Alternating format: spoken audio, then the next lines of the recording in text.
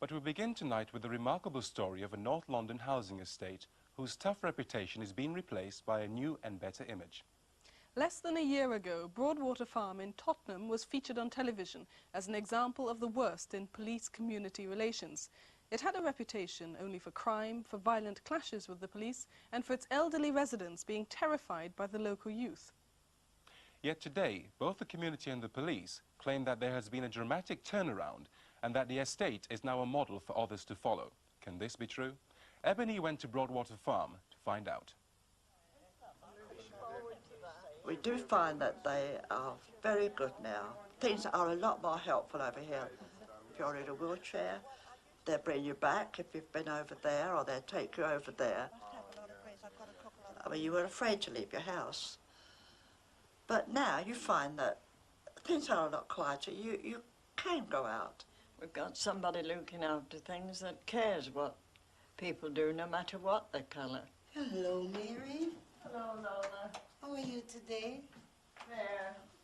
Yeah? The old age pensioners enjoy a special Meals on Wheels service with home-cooked food prepared on the estate. Beef. Oh, that's nice. Most of them prefer this food to the meals they used to get from the council. Yes, all right. So you can... Because since I've been having them here, I find that they're a lot better. They certainly are nicer. A Christmas party, outings and a coach trip have also been organised for them by the youths on the estate. Oh, he's very good, Claspern. Well, he did his best. Yeah, got the chair out, got me out. Yeah. He's very helpful. He's generally helpful, you know. You were frightened at first with them because you didn't understand them and you didn't know them. But now we've got more used to them and you understand them more. Those pensioners are talking about life here on this estate, Broadwater Farm.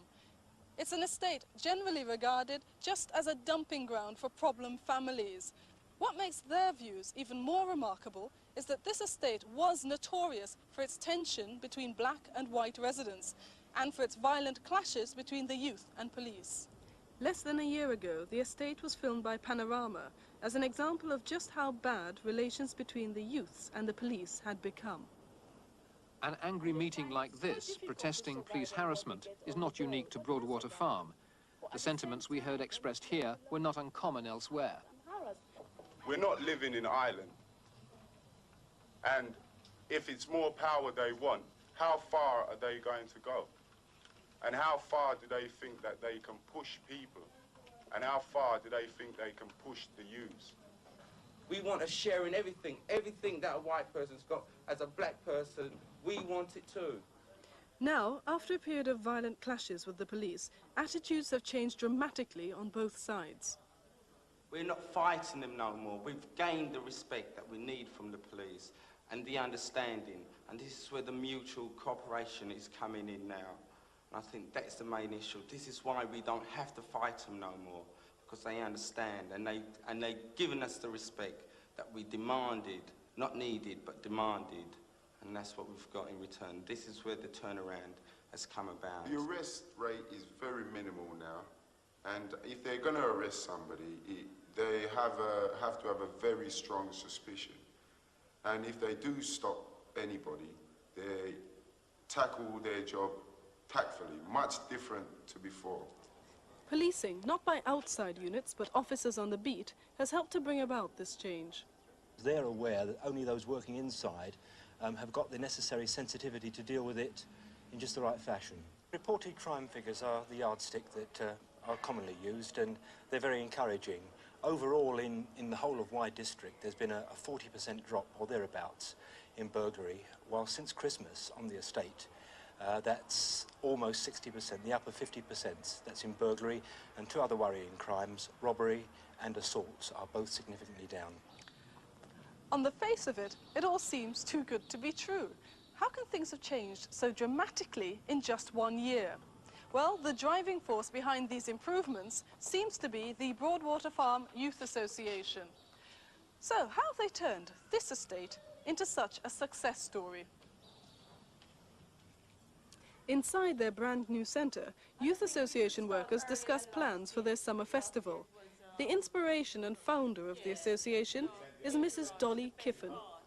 We bridged the gap with the youths and the pensioners. They're now coming in the center, and the fair is not there anymore. When we first started, a lot of people wanted us to fail. But there's no way we could fail because we live in this community.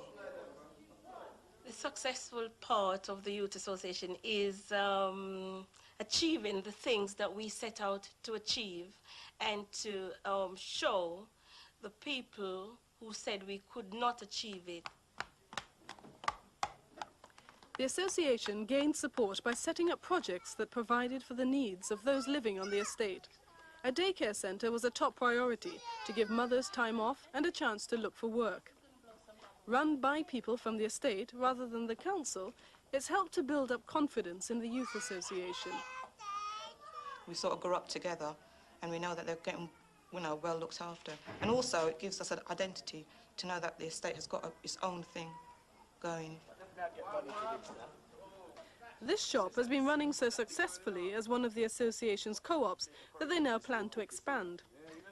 Like all the projects, it provides a service and employment for local residents.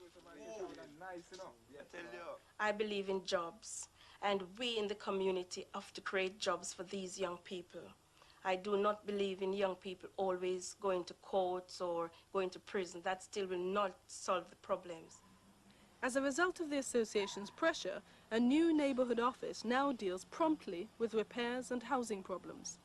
The strength of the association has been built on its skill at bringing residents together to get what they want for themselves. This began with a successful campaign against the police plan to site a station on the estate. I didn't think it was right.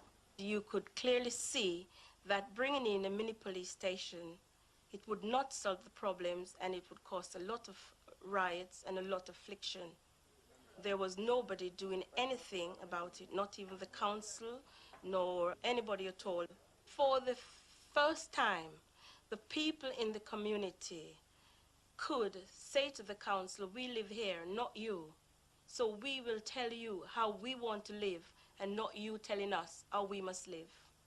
And for the first time, the council have given the community the opportunity to do that, and that is why it is working. The centre works on the basis of the full involvement of the youths. Everything that you see here, the colour scheme, the flooring, even right down to the colour of the paint, was ideas from the youth that were used in this place. We had to give them this type of feeling that this would be part of them. Now, 8 to 15 youths took part in the building of the centre, all on a rota basis. The idea of that was to get them involved into the actual building of the centre, so that when it was actually completed, that it wouldn't be vandalised or anything like that. From running their own activities, the youths got themselves in the position where they can now look after the rest of the estate. And we find that the councillors failed to look up to their duties, to take charge of the estate and look after it and let people in general be happy. So the Youth Association has made it their business to do their work, to see that everybody on the estate can communicate together, both old, young and all